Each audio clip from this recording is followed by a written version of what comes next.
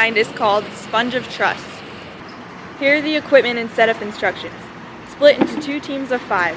4 buckets should be used, 2 large buckets in the middle and 2 medium-sized buckets filled with water for each team.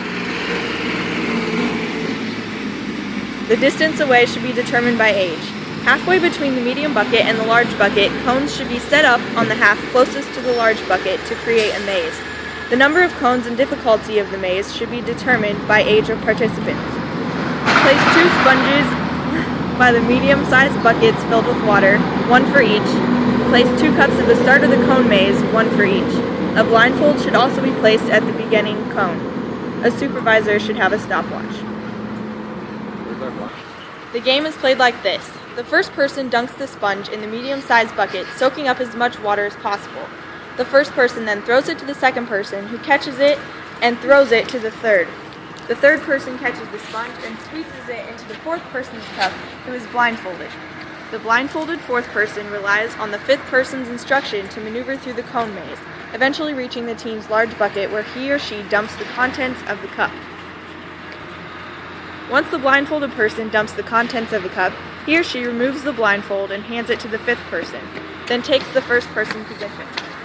Players should rotate until the time is up, 3 to 5 minutes for younger kids and 5 to 7 minutes for older kids. The team with the most water in their large bucket at the end of the allotted time wins.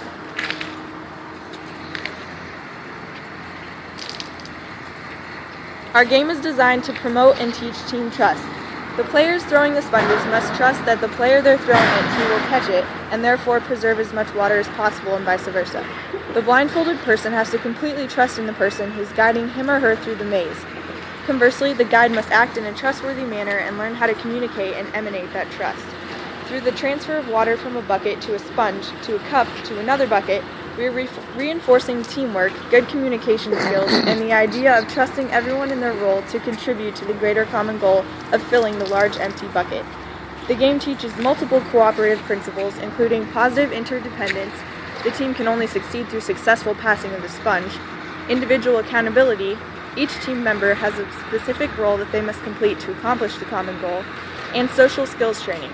All team members must have positive attitudes, good communication skills, and a willingness to reach the goal.